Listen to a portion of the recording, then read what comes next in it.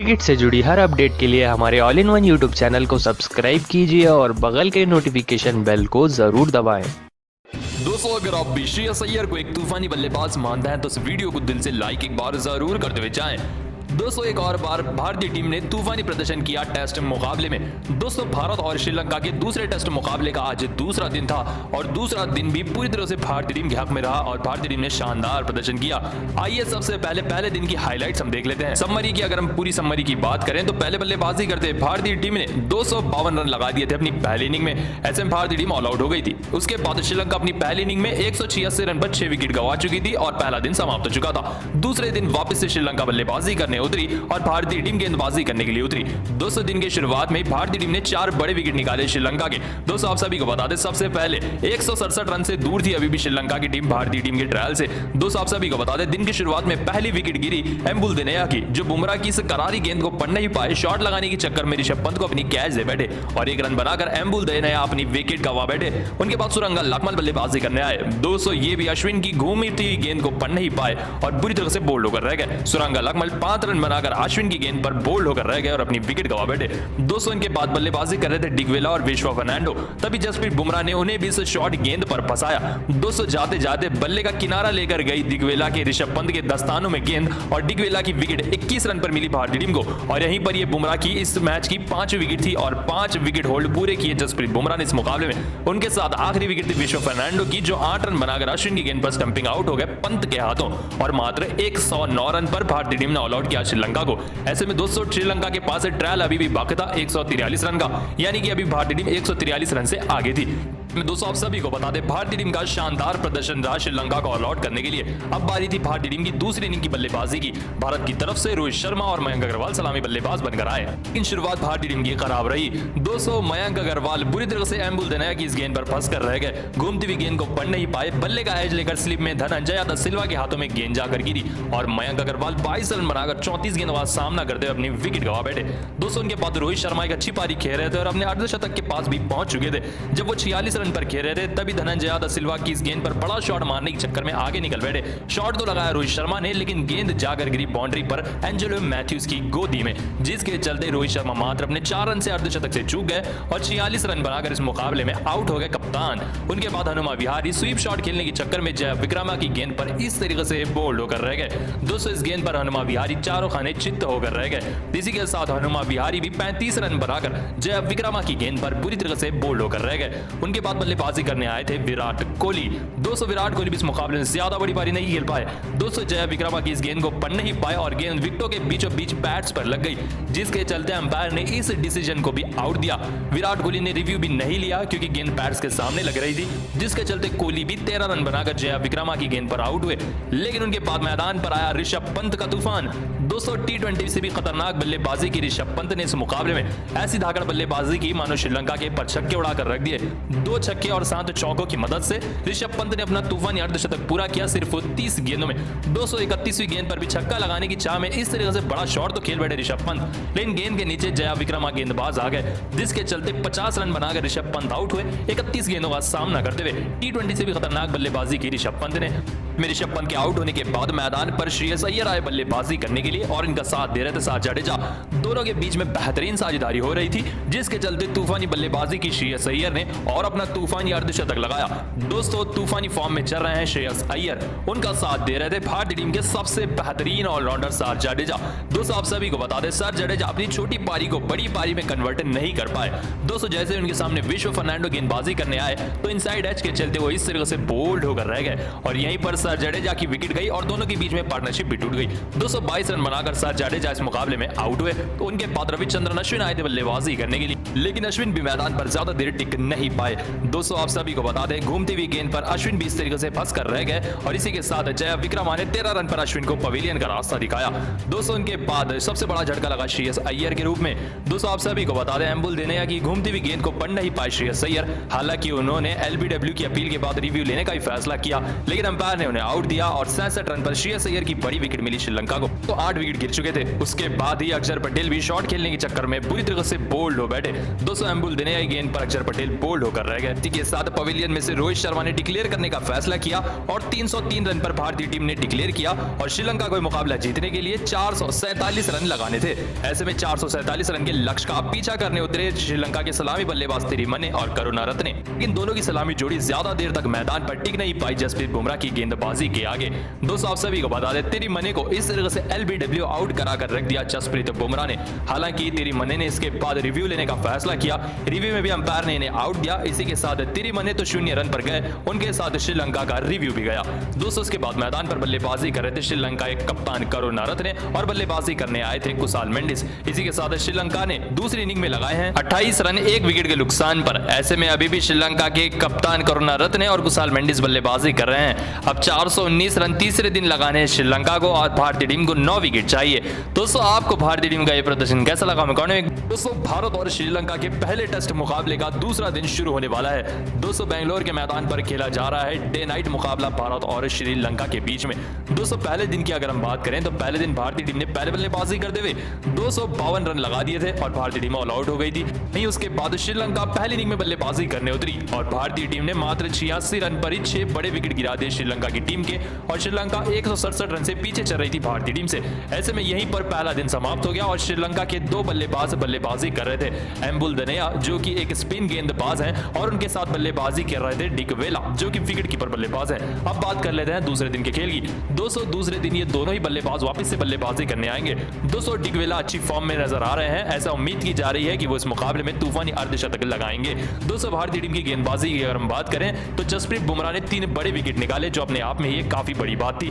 दोस्तों मोहम्मद शामी ने भी कुछ शानदार विकेट्स निकाले शुरुआती ओवरों में जो अपने आप में ही काफी बड़ी बात थी। तो स्पिन गेंदबाजी भारत की ज्यादा कारगर साबित नहीं हो पाई श्रीलंका के खिलाफ। ऐसे में दोस्तों आप सभी को बता दें जसप्रीत बुमराह फैक्टर हो सकते हैं दूसरे दिन के खेल में, क्योंकि अगर श्रीलंका को ऑल आउट करना है तो रोहित शर्मा को ज्यादा से ज्यादा ओवर जसप्रीत बुमराह को देने ही होंगे। ऐसे में दोस्तों सभी को बता दें भारतीय टीम दिन के शुरुआत में श्रीलंका को ऑल आउट कर रख देगी। जी हां दोस्तों, अश्विन की गेंदबाजी होगी, दूसरी तरफ से जसप्रीत बुमराह की अटैकिंग बॉलिंग होगी। तो उम्मीद की जा रही है कि 150 रन से पहले ही श्रीलंका को भारतीय टीम दूसरे दिन ऑल आउट करेगी। सिर्फ यही नहीं, श्रीलंका को ऑल आउट कर भारतीय टीम तूफानी तरीके से ट्रायल भी लेगी और अपनी लीड को आगे ले जाकर वापस से दूसरी इनिंग में भारतीय टीम बल्लेबाजी करने उतरेगी और भारतीय टीम एक बड़ा टोटल देगी श्रीलंकाई टीम को। ऐसे में 150 से पहले श्रीलंका की टीम ऑल आउट हो सकती है दूसरे दिन के खेल में और भारतीय टीम की बल्लेबाजी हम सभी को दूसरे दिन वापस से देखने को मिल सकती है। दोस्तों आपको क्या लगता है, क्या रोहित शर्मा एक और बार शतक लगा पाएंगे या नहीं? इसका जवाब हमें कमेंट में एक बार जरूर बताते हुए जाएं। दोस्तों भारतीय टीम के कप्तान रोहित शर्मा ने एक और बार काफी बेहतरीन कारनामा किया। दोस्तों भारत और श्रीलंका के दूसरे टेस्ट मुकाबले का आज पहला दिन समाप्त हो चुका है, या फिर हम कह सकते हैं पहला टेस्ट मुकाबला जिस तरह से भारतीय टीम ने जीता था वैसे ही दिशा में दूसरा टेस्ट मुकाबला ही भारतीय टीम की झोली में जा रहा है, क्योंकि पहली इनिंग में बल्लेबाजी करते भारतीय टीम ने 252 रन लगाए और भारतीय टीम ऑल आउट हो गई। तो वहीं 86 रन पर 6 बड़े विकेट गिरा दिए भारतीय टीम ने श्रीलंका के। अभी भी 167 रन से श्रीलंका पीछे है। लेकिन दोस्तों जब श्रीलंका इतने ट्रायल का पीछा कर रही थी भारतीय टीम के, तब मोहम्मद शामी 11वें ओवर की 5वीं गेंद डालने आए।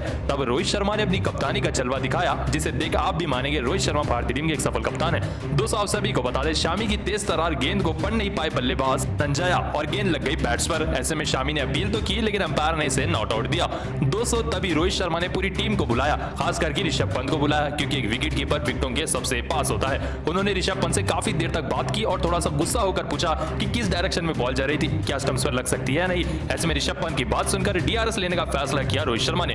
दोस्तों डीआरएस देख लेते हैं। दोस्तों सबसे पहले तो बल्ले का कोई भी एज नहीं लगा, गेंद सीधा पैड्स पर लग रही थी। दोस्तों आप सभी को बता दें उसके बाद पिच इन लाइन था, गेंद विकेटों से हिट हो रही थी, जिसके चलते अंपायर को अपना डिसीजन बदलना पड़ा और इसे आउट देना पड़ा।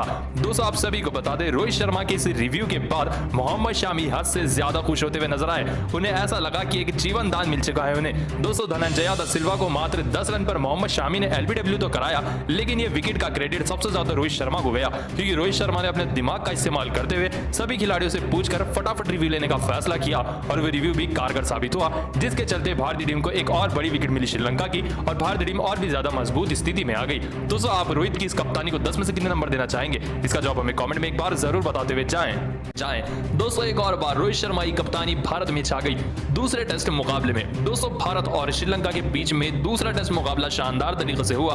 तो आइए आप सभी को बताते हैं इस तूफानी मुकाबले की पूरी हाईलाइट। दोस्तों सबसे पहले श्रीलंका के कप्तान करुणारत्ने और भारत के कप्तान रोहित शर्मा आमने सामने आए टॉस के लिए। रोहित शर्मा और करुणारत्ने जब टॉस के लिए आए तब भारतीय टीम के कप्तान रोहित शर्मा ने एक और बार कारनामा किया और इस बार टॉस जीत लिया। जी हाँ दोस्तों, रोहित शर्मा ने टॉस जीता, बल्लेबाजी करने का फैसला किया। ऐसे में मयंक अग्रवाल और उनके साथ रोहित शर्मा सलामी बल्लेबाज बनकर आए और भारतीय टीम की शुभ शुरुआत करने के लिए आए, लेकिन शुरुआत हद से ज्यादा खराब रही भारतीय टीम की। दोस्तों, मयंक अग्रवाल जब उनके सामने जया विक्रमा गेंदबाजी करने आए तब वो इस गेंद को पढ़ नहीं पाए और विक्रमा एलबीडब्ल्यू की अपील करने लगे, लेकिन उतने ही देर में रन लेने के लिए दौड़ पड़े मयंक अग्रवाल।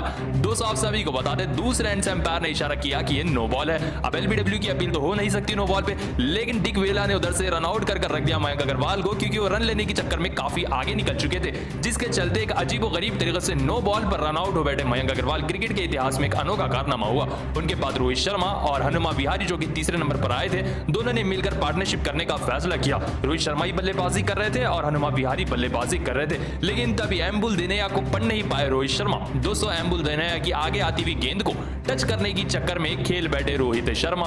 दोस्तों, इस तरीके से वो टच करने की चक्कर में गेंद को खेल तो बैठे, लेकिन बगल में खड़े धनंजया ने इस तरीके से उनकी कैच पकड़ ली और इसी के साथ कप्तान रोहित शर्मा भी अपनी विकेट गवा बैठे। 215 रन बनाकर एम्बुल देनेया की गेंद पर 25 गेंदों का सामना करते हुए रोहित शर्मा आउट हुए।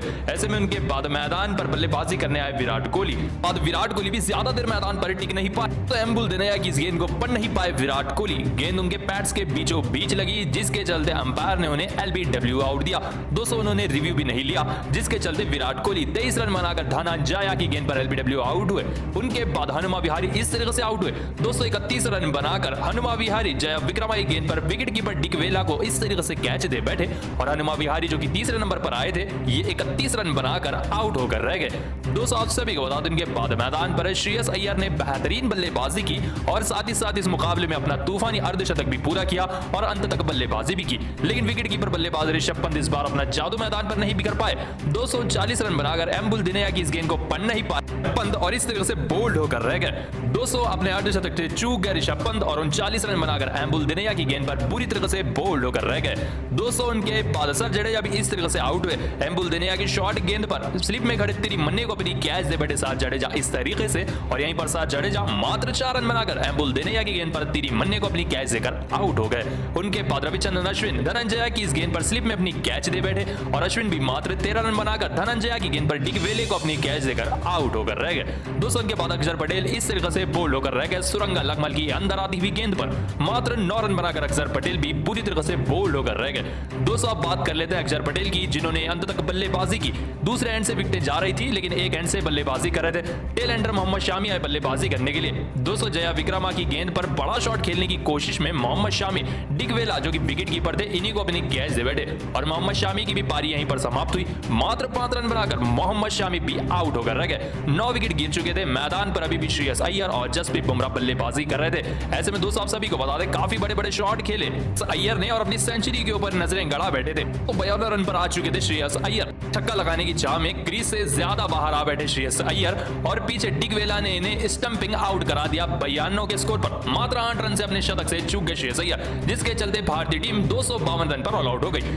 ऐसे में श्रीलंका उतरी अपनी पहली इनिंग में बल्लेबाजी करने के लिए और भारतीय टीम के 252 रन का ट्रायल पूरा करने के लिए, लेकिन पहला झटका लगा श्रीलंका को कुशाल मेंडिस के रूप में, जो बुमराह की इस बाहर जाती हुई गेंद को पढ़ नहीं पाए और बल्ले का हल्का सा एज देकर स्लिप में श्रेयस अय्यर की गोदी में जाकर गेंद गिरी और यहीं पर कुशाल मेंडिस की पहली विकेट गिरी, जो मात्र 2 रन बनाकर बुमराह की गेंद पर अय्यर को अपनी कैच देकर आउट हुए। दोस्तों, उनके बाद बल्लेबाजी करने आए थे तिरिमन्ने। दोस्तों, ये भी बुमराह की इस गेंद को पढ़ नहीं पाई। ये भी गेंद एज लेकर श्रेयस अय्यर के हाथों में जा गिरी। 2 बार बुमराह और अय्यर की जोड़ी ने मिलकर 2 विकेट निकाले। ऐसे में तिरिमन्ने मात्र 8 रन बनाकर बुमराह की गेंद पर अय्यर को अपनी कैच देकर आउट हो गए। दोस्तों, इनके बाद कप्तान करुणारत्ने इस तरह से बोल्ड होकर रह गए शामी की तेज तरार गेंद पर। शामी की इस गेंद को पढ़ नहीं पाए और करुणारत्ने जो कि कप्तान थे 4 रन बनाकर शामी की गेंद पर बुरी तरह से आउट हो बैठे। दोस्तों, इनके बाद इस तरह से एलबीडब्ल्यू आउट हो गए धनंजया। शामी की ये गेंद थी, मात्र 10 रन बनाकर एलबीडब्ल्यू आउट हुए।